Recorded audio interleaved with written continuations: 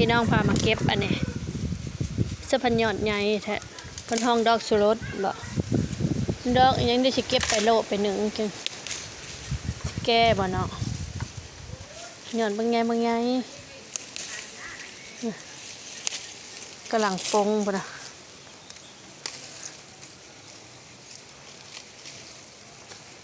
ไปโลกินกับปนก่อนปนกบ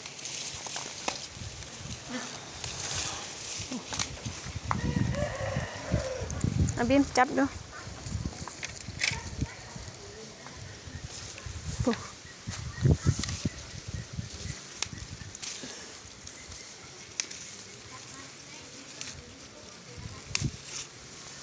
ตัวงามเลยเหรอ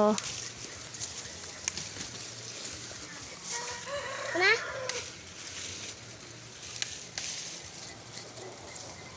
ถือดิพ่อ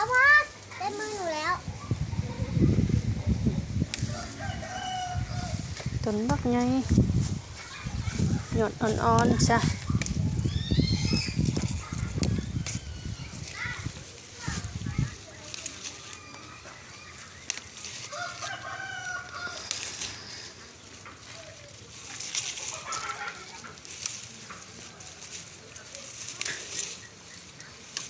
จีแสบบ่เห็นตะเขาหาย